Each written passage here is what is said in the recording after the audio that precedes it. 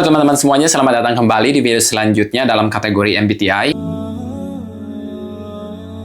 Setelah di video sebelumnya kita membahas tentang introverted sensing, di sini kita akan membahas tentang extroverted sensing. Sebenarnya di video sebelum juga kita sempat membahas sedikit tentang extroverted sensing juga. Tetapi di video kali ini kita akan membahasnya lebih mendalam lagi. Seperti biasa, hal pertama yang harus diingat ketika kita berbicara tentang sensing, itu berbicara tentang panca indera, baik itu introverted sensing atau extroverted sensing. Yang membedakan itu hanyalah extroverted dan introvertednya. Untuk tipe kepribadian yang dominan dengan extroverted sensing ini, yakni ESTP dan ESFP, atau setidaknya yang auxiliary-nya atau fungsi yang keduanya yaitu ISTP dan ISFP ya. Kalau kita definisikan secara umumnya, extroverted sensing ini fokus pada pengalaman nyata atau aksi langsung dan juga stimulus panca indera. Jadi kita tinggal mengingat lagi definisi dari extrovert dan introvert di sini. Kalau introvert itu lebih reflektif terhadap diri sendiri ya, kalau extrovert itu lebih keluar. Jadi secara singkatnya kalau kita bandingkan antara extroverted sensing dan introverted sensing ini, extroverted sensing itu lebih ke pengalaman secara langsung apa yang ada di luar di sana, mereka ingin mengalaminya secara langsung. Kemudian untuk introverted sensing, mereka lebih reflektif terhadap pengalaman yang sudah terjadi di masa lalu dan mereka mengamatinya apa yang menurut mereka itu nyaman. Kita lanjut saja ke poin yang pertama yang akan kita bahas di sini, yaitu ciri utama dari extroverted sensing ini ya. Nah, yang pertama itu mereka hidup di momen sekarang. Jadi mereka itu sangat responsif atau reaktif dengan apa yang sudah dunia ini tawarkan kepada mereka. Mereka itu benar-benar menikmati sensasi yang baru, seperti misalnya musik, olahraga, atau tantangan fisik lainnya. Walaupun individu yang bukan dominannya extroverted sensing juga mereka bisa menikmati musik. Khusus untuk orang yang dominan dengan fungsi kognitif extroverted sensing ini, mereka akan lebih natural reaktif dalam hal panca indera mereka. Sehingga di sini mereka benar-benar menjadi individu yang peka terhadap lingkungan ya,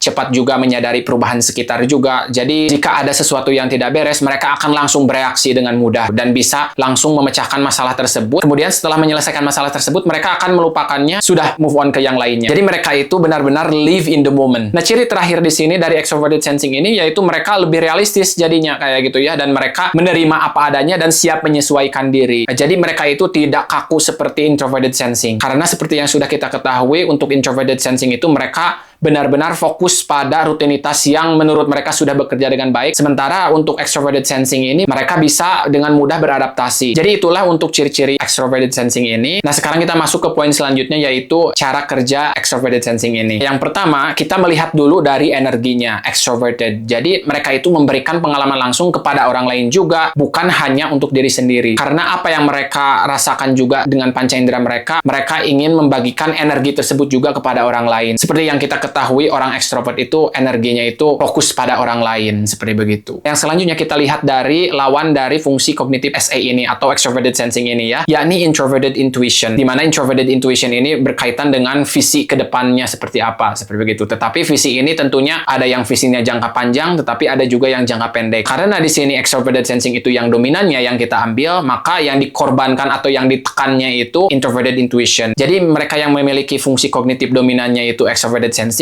mereka masih memiliki rencana ke depan, tetapi tidak terlalu panjang. Misalnya seperti begini, apa yang mereka lihat itu memengaruhi keinginan dan arah tindakan mereka. Jadi misalnya kalau mereka tiba-tiba ingin berencana seperti ini, mereka akan melakukannya segera. Kesempatan yang ditawarkan di luar sana juga, mereka akan langsung mengambilnya jika kesempatan itu juga menggugah ketertarikan mereka, seperti begitu. Terutama dalam hal panca indera di sini ya. Ada contoh yang lebih konkretnya lagi, misalnya kita pergi ke pantai Pangandaran, dan menurut orang yang extroverted sensing ini, oh ini menarik nih, ayolah kita langsung ke sana, karena menurut panca indera mereka hal ini indah sekali dan wajib juga untuk dipenuhi keinginannya tersebut. Jadi ketika panca indera mereka sudah tertarik dengan hal tersebut, mereka tidak akan tanggung-tanggung. Nah, tentunya jika introverted sensing ini sering dikaitkan dengan ingatan jangka panjang atau memori jangka panjang ya, atau dalam bahasa Inggrisnya itu long term memory, untuk extroverted sensing ini justru kebalikannya. Mereka mengandalkan persepsi indera dan short term memory untuk bereaksi cepat. Walaupun mereka dapat bereaksi dengan cepat terhadap situasi, tetapi mereka memiliki ingatan yang lebih pendek daripada orang yang introverted sensing. Dan perlu kita ketahui juga bahwa jika kita orangnya itu dominan extroverted sensing, bukan berarti kita tidak memiliki sama sekali introverted sensing ya. Di sini justru tugas kita untuk mengembangkan dan menyeimbangkan antara extroverted sensing ini dan introverted sensing ini. Cara kerja extroverted sensing yang terakhir di sini yaitu mereka cenderung impulsif ya. Jadi secara sederhananya mereka itu bergerak mengikuti stimulus saat itu juga. Oke, nah sekarang kita lanjut ke poin kekuatan dari extroverted sensing ini ya. Yang pertama, kekuatan dari SA ini ya, atau extroverted sensing ini, yaitu mereka sangat adaptif atau fleksibel di sini ya, tidak kaku seperti introverted sensing. Terus mereka juga mampu menghadapi situasi secara mendadak dengan cepat. Jadi mereka itu lebih cepat bereaksi. Kekuatan selanjutnya dari extroverted sensing ini yaitu mereka akrab dengan the art of living kayak gitu ya. Jadi mereka itu benar-benar menikmati hidup, energinya tinggi ya, dan membawa keceriaan pada orang lain juga. Dan inilah yang menjadi sumber inspirasi bagi orang lain juga. Karena dengan fungsi kognitif extroverted sensing ini kita benar-benar live in the moment dan tahu bagaimana cara menikmati hidup itu seperti begitu. Nah, hal ini juga tentunya berpengaruh pada keterampilan fisik mereka. Oleh karena itu mereka benar-benar dikaitkan dengan olahraga, seni pertunjukan, mekanik, dan keterampilan secara fisik lainnya. Tetapi di sini bukan berarti fungsi kognitif yang lainnya, terutama di sini introverted sensing juga tidak memiliki keterampilan untuk berolahraga seperti begitu ya. Tetapi di sini bagaimana fungsi kognitif mereka bekerja itu secara alaminya itu cenderung lebih kemana. Untuk contoh perbandingan yang lebih jelasnya seperti ini. Kita bayangkan introverted sensing itu seperti hard drive, di mana kita menyimpan pengalaman untuk jangka panjang. Sementara orang yang extroverted sensing ini RAM atau memori sementara. Jadi tugasnya itu mereka hanya menyimpan informasi untuk saat itu saja. Karena mereka fokusnya itu pada masa sekarang. Nah, jadi itulah salah satu kekuatan dari extroverted sensing ini, yaitu mereka terampil secara fisik juga ya. Kekuatan selanjutnya yang terakhir di sini yaitu mereka bisa membuat lingkungan itu lebih hidup, menarik, dan penuh pengalaman juga. Jadi bisa dibilang orang extroverted sensing ini mereka lebih asik dan menarik juga secara energinya. Karena siapa yang tidak mau ya hidup tidak terlalu memikirkan beban apa yang akan terjadi di masa yang akan datang nanti, walaupun memang ada kelebihan dan kekurangannya juga. Jadi setiap fungsi kognitif itu pasti ada kelebihan dan kekurangannya juga, dan apa yang harus kita kembangkan di sini. Nah, kita maju ke poin selanjutnya yaitu kebutuhan dan motivasi dari orang yang dominan dengan extroverted sensing ini. Motif dari orang yang dominan fungsi kognitifnya itu extroverted sensing, mereka ingin mencari sensasi baru ya, kesenangan realistis dan berwujud ya, dan mereka ingin mendapatkan pengalaman yang penuh energi. Yang kedua di sini yang mengejutkannya itu motif dari orang yang extroverted sensing ini, mereka ingin mendapatkan perhatian dan loyalitas dari orang sekitar. Karena seperti yang bisa kita ketahui di sini, orang extrovert itu energinya keluar dan mengabaikan keadaan batinnya. Jadi dikarenakan mereka lebih fokus pada memperluas pengalaman kayak gitu ya, dan mendapatkan pengalaman baru. Di sini mereka mengabaikan apa yang mereka sebenarnya butuhkan secara fisik di sini ya. Disinilah pentingnya bahwa orang yang dominan dengan fungsi kognitif extroverted sensing ini, mereka harus mengembangkan fungsi kognitif introverted sensingnya juga. Karena intinya di sini jika orang yang dominan dengan SE ini mereka menyimbangkan dengan introverted sensingnya, mereka setidaknya cukup secara diri juga. Jadi ada reflektif ke dalam juga. Dan disinilah jembatan mereka masuk ke ranah bawah sadar juga. Jadi jika mereka fokusnya itu keluar, mereka harus berusaha juga untuk reflektif ke dalam. Nah, yang selanjutnya di sini orang yang extroverted sensing ini juga mereka senang berbagi pengalaman, hiburan, dan momen bersama dengan orang lain juga. Dan orang lain juga benar-benar tertarik pada energi mereka juga kayak gitu. Karena extroverted sensing di sini mengundang mereka bagaimana sih cara menikmati hidup itu seperti begitu ya. Nah, poin yang selanjutnya yaitu potensi kelemahan dari extroverted sensing ini. Nah, yang pertama, mereka itu bisa impulsif atau mereka itu bisa cepat reaksinya berdasarkan gerak hati mereka dan terlalu mengejar kesenangan sesaat juga. Nah, ini merupakan salah satu kelemahan dari extroverted sensing. Terus kekurangan selanjutnya di sini mereka kurang reflektif dan mengabaikan makna mendalam atau tujuan jangka panjangnya. Mereka sebenarnya masih memiliki tujuan juga, tapi tujuan mereka itu hanya jangka pendek. Tetapi di sini bukan berarti kita tidak bisa mengembangkannya. Karena jika kita ingin mengembangkannya di sini, kita benar-benar harus melawan apa yang diri kita itu tidak sukai. Jadi semuanya itu bukan masalah perasaan saja, tetapi di sini juga terkadang kita harus memakai logika kita untuk mengembangkan fungsi kognitif kita di sini. Jadi mungkin tantangan yang terbesar di sini untuk extroverted sensing ini, mereka harus merencanakan visi kedepannya itu mau apa, visi jangka panjangnya. Nah, di sini juga karena mereka benar-benar live in the moment, mereka benar-benar mudah bosan dan terus mencari stimulasi baru. Jadi mereka itu tidak puas dengan ini, kemudian pindah dengan ini, kemudian pindah dengan yang lainnya juga. Dan itulah energi mereka. Jadi mereka itu ingin memperluas pengalaman mereka. Jadi walaupun mereka itu benar-benar orang yang energetik dan bisa menginspirasi orang lain dengan energinya, tetapi di sini mereka sendiri itu mudah bosan dan terus mencari stimulasi baru, dan itulah yang menjadi kelemahannya salah satunya. Nah, kelemahan dari tipe SE ini yang terakhir yaitu mereka beresiko untuk reaktif berlebihan kayak gitu ya, karena di sini mereka itu emosinya itu meledak-ledak sehingga menimbulkan pengalaman yang tidak nyaman juga bagi beberapa orang, karena tidak semua orang menyukai energi seperti ini, apalagi mereka yang benar-benar cenderung ke introverted sensing. Apa yang menurutnya sudah menjadi rutinitas, ketika kita mengganggu mereka dengan keimpulsifan kita sebagai pengguna fungsi kognitif SE, disinilah mereka harus hati-hati karena energi yang mereka miliki itu benar-benar bisa mengganggu orang yang terutama memiliki fungsi kognitif dominannya itu introverted sensing, karena mereka lebih cenderung nyaman dengan rutinitas. Nah, kita maju saja ke poin selanjutnya di sini, bagaimana orang yang dominan dengan fungsi kognitif extroverted sensing ini bisa berkembang. Yang pertama yang harus mereka kembangkan itu mereka harus menyeimbangkan SE ya, pengalaman di momen sekarang, dengan introverted sensing di sini atau SI ya, di mana mereka harus belajar untuk konsisten juga dan lebih berdisiplin juga. Nah, itu cara untuk mengembangkan fungsi kognitif SE ini yang pertama. Dan yang pertama ini sebenarnya lebih mudah karena mereka hanya perlu mengakses unconsciousness mereka. Sementara yang selanjutnya di sini yang menjadi tantangan terbesar mereka yakni mereka harus belajar menahan perilaku impulsif mereka dan mempertimbangkan dampak jangka panjangnya itu seperti apa. Jadi ketika mereka live in the moment, mereka ingin pindah dari satu pengalaman ke pengalaman yang lainnya, kita harus mengetahui dampak dari apa yang kita lakukan tersebut, apa jangka panjangnya. Nah, disinilah orang yang extroverted sensing ini mereka harus sadar terhadap visi jangka panjang mereka, seperti begitu ya. Jadi secara sederhananya mereka itu harus membuka diri pada refleksi dan makna, apakah apa yang mereka lakukan tersebut bermakna untuk jangka panjang mereka. Jadi mereka juga harus berpikir bukan hanya kesenangan sesaat saja. Yang terakhir, untuk mengembangkan fungsi kognitif SA ini, yakni mereka harus menggunakan energi dan karisma yang mereka miliki itu untuk menginspirasi serta membangun ya, bukan hanya sekedar hiburan. Misalnya di sini yang dimaksud dengan menginspirasi tersebut, yakni orang yang extroverted sensing ini harus memotivasi orang lain untuk berani bertindak karena mereka memiliki kemampuan ini secara natural. Mereka itu lebih bagus dalam hal praktik daripada teori kayak gitu, dan ini bisa menjadi sumber inspirasi juga bagi banyak orang. Jadi intinya di sini orang yang extroverted sensing ini bisa menginspirasi serta membangun juga, bukan hanya sekedar hiburan. Nah, itulah untuk video kali ini. Jadi yang bisa kita simpulkan di sini bahwa extroverted sensing itu mereka orang yang identik dengan momen masa sekarang dengan energinya yang sangat tinggi juga. Terus kekuatan mereka juga di sini lebih adaptif, lebih realistis dan membawa orang lain juga ke pengalaman-pengalaman yang baru. Jadi di sini juga mereka menjadi magnet sosial bagi banyak orang. Namun tentunya di sini juga ada tantangan seperti yang sudah tadi sebutkan, mereka itu impulsif, jadi bergerak hanya sesuai gerak hati saja. Mereka cepat bosan dan kurang reflektif. Terus yang terakhir di sini potensi terbaik yang mereka miliki yakni sumber energi tersebut ya, spontanitasnya, kegembiraannya dan keberanian menghadapi hidup secara nyata. Mereka itu realistis, praktis. Jadi itulah semuanya untuk extroverted sensing ini. Dan jika teman-teman memiliki beberapa pertanyaan, silahkan diskusikan saja di kolom komentar. Sampai jumpa di video selanjutnya dan jangan lupa support this channel. Bye for now. Have a good one.